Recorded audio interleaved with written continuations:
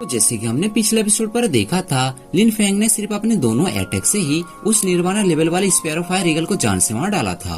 पर तभी अचानक वहाँ पर मौजूद हेवनली फायर लोटस को छीनने के लिए लिंग जियोली अपने सभी साथियों के साथ वहाँ पर पहुँच गया था और यहाँ पर तो उसकी स्ट्रेंथ पहले से कई गुना ज्यादा बढ़ चुकी थी। अब आगे तो नेक्स्ट एपिसोड की स्टार्टिंग में बिल्कुल उसी सीन से शुरू होता है जहाँ पर्सन आगे आकर कहता है, लिंग जियोली तुम्हें शर्म नाम की कोई भी चीज नहीं है, क्योंकि यहाँ पर सिर्फ ब्रदर लिन ही थे जिन्होंने उस फायर ईगल स्पिरिट को हराया, तो तुम क्यों बीच में टांग अड़ा कर हमसे ये मांग रहे हो। तभी साओया भी आकर कहती है, अगर ब्रदर लिन ने वहाँ पर हमारी जान नहीं बचाई होती तो हम कब का उन ड्रैगन फिश का शिकार बन चुके होते।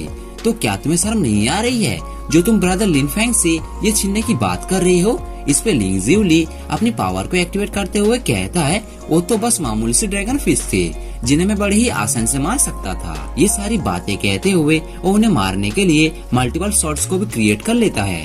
तो अब यहाँ पर उसके इन पावर्स को देखकर वो पर्सन कहता है, तो अब तुम डिवाइन मार्शल रिलम के 6th लेवल पर पहुँच चुके हो, जिस वजह से अब तुम्हारी इतनी घमंड बढ़ गई है। इस पर लिंग जियोली बोलता है, मैं अभी होली लेवल के 12 पंप्स का इंचार्ज बन चुका हूँ, जिस वजह से अब मेरी स्ट्रेंथ एक निर्वाणा लेवल के प्रैक्टिशनर जितनी हो गई है।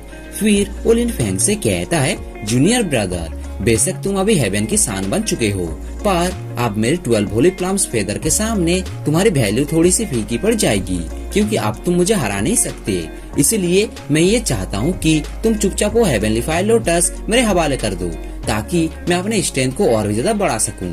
और अगर तुम ऐसा नहीं करोगे तो बाद में मत कहना कि मैंने तुम्हारे पास्ट की मदद के बदले तुम्हारी भलाई के बारे में नहीं सोचा।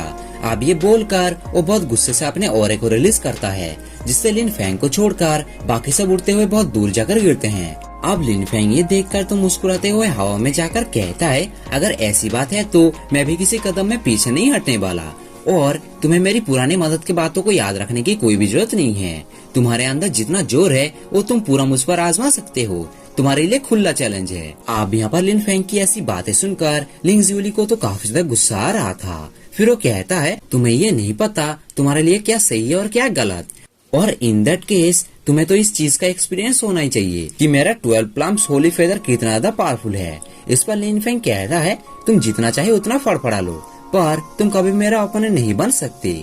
इस पर लिंग जियोली का एक साथी गुस्सा करते हुए कहता है, इतना एरोगेंसी बस एक होली स्वॉर्ड को अपने पास रखने के लिए, और क्या तुम्हें पता भी है हमारे ब्रदर लिंग अब तुमसे भी कई गुना ज्यादा पावरफुल बन चुके हैं। इस पर लिन फेंग उसके बातों का कोई भी जवाब नहीं देता और फौरन ही सेवटियान को बाहर निकाल लेता है।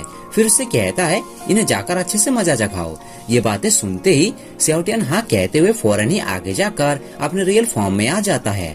तो ये देखकर लिंग जियोली मुस्कुराते हुए कहने लगा था, लिन फेंग तुम तो बहुत ज्यादा एरोगेंट इंसान हो, क्योंकि तुम पहले मरने के लिए अपने मामूली से बर्ड को भेज रहे हो। ये सारी बातें कहते हुए वो 12 होली फेदर्स का इस्तेमाल करके जेवटियान पर अटैक कर देता है। तो अब उन फेदर्स को अपनी ओर आता देखकर पहले तो उन्हें उड़ते हुए डॉज करने की कोशिश करता है। तो अब ये देखकर तो लिंग जियोली अपने शॉट से उस पर सामने से अटैक कर देता है, जिससे जेवटियान फौरन ही घूमते हुए डॉज कर लेता है। अब ये देखकर तो लिंग जियोली अपने सभी फेदर्स को दोबारा से उसके पीछे लगा देता है, जिसपे जेवटियान ऐसे ही उड़ते हुए उन्हें डॉज करने के बाद कुछ दूर जाकर उन्हें अपनी पावर की मदद से दूर हटा देता है। फिर वो लिंग जियोली से कहता है, यहाँ पर तुम सिर्फ ऐसे ही एक बेवकूफ हो जो कि मुझे एक मामूली सा बर्ड समझ रहा है। ये बोलकर वो blue heaven feather short formation को क्रिएट कर देता है। इससे वहाँ से कई सारी स्पिरिचुअल शॉट्स निकलकर लिंग जियोली के उन फेदर्स पर अटैक कर देते हैं। अब उन सभी के आपस में टकराने की वजह से वहाँ पर एक बहुत बड़ा पावरफुल फोर्स जनरेट हो जाता है, जिससे लिंग जियोली और उसके सभी साथी काफी बुरी तरीके से इंजर्ड हो जाते हैं। तो ये देखकर तो उसका एक घायल साथी कहने लगता है, ब्रदर लिंग आपने तो क्लियरली उन 12 होली फेदर्स को कंट्रोल करके रखा था, तो हमारे वो फेदर्स हमें आकर चोट क्यों पहुंचाए, और आखिर ये किस तरह का बर्ड है जिसका इतना ज्यादा स्ट्रेंथ है। इसके बाद हम लिंग जियोली को देखते हैं जो कि अपने 12 होली फेदर्स को एक साथ लाकर उन्हें मर्ज करके सेवटियान पर अटैक कर देता है। तो ये देखकर सेवटियान हंसते हुए कहता है, बेवकूफ बच्चे तुम्हें क्या लगता है सिर्फ तुम्हारे पास ही होली वेपन है। ये बोलकर वो भी अपने Holi sword green dragon sword को बाहर निकाल लेता है। और यहाँ पर तो हम देख पाते हैं कि उसका ये होली स्वॉर्ड कुछ अलग किस्म का था, क्योंकि इसके पास ड्रैगन की पावर भी थी।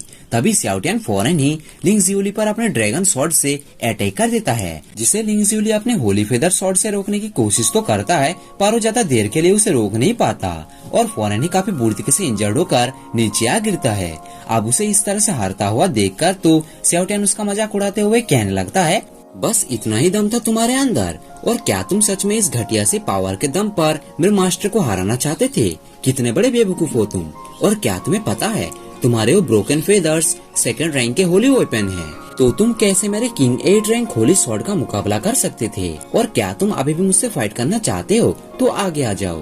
अब यहाँ पर तो स्याओटियन की ऐसी पावर को देखकर लिंग जियोली हैरान होते हुए कहने, ये बार्ड आखिर इतना ज्यादा पावरफुल कैसे है?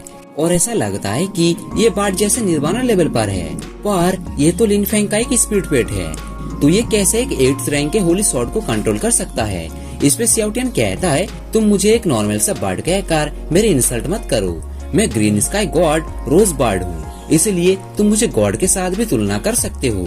अब यहाँ पर तो उसकी ये सब बातें सुनकर उस सेक्ट का पर्सन कहने लगता है, हाँ ये तो सच में एक डिवाइन बर्ड है। इस पर मिस सुई भी कहती है, जूनियर ब्रदर लिन के पास एक्स्ट्रा ऑर्डिनरी टैलेंट है, तब जाकर ही तो वो एक डिवाइन बर्ड को अपना स्पिरिचुअल पेट बना पाए। अब यहाँ पर लिन फेंग कुछ टाइम के बाद उस हेवनली फायर लोटस के पास आ जाता है और उसके पावर को रिफाइन करके अपने बॉडी के अंदर डालने लगता है, जिससे हम देख पाते हैं कि लिन फेंग की बॉडी से उसकी फिनिक्स मार्शल सोल निकलकर बाहर आ गई थी, जिसके औरे पावर से सभी दंग रह गए थे। तभी मिस सुई उस पावर को सेंस करने के बाद कहती है, उस साउथियनली स्पैरो फायर ईगल की पावर आकर उस हेवनली लोटस के अंदर समा गई थी, जिससे वो हेवनली फायर लोटस निर्वाणा रेलम पर पहुंच चुका था। इसीलिए अगर ब्रदर लिन उसे रिफाइन करते हैं तो वो भी निर्वाणा लेवल पर पहुंच जाएंगी। इसके बाद हम लिन फेंग को देखते हैं, जो कि उस निर्वाणा फिनिक्स लोटस के फिनिक्स फॉर्म को अपने बॉडी के अंदर एब्जॉर्ब करने लगा था, और अब उसे पूरी तरीके से एब्जॉर्ब करने के बाद उसके बॉडी से काफी पावरफुल एनर्जी रिलीज होती है।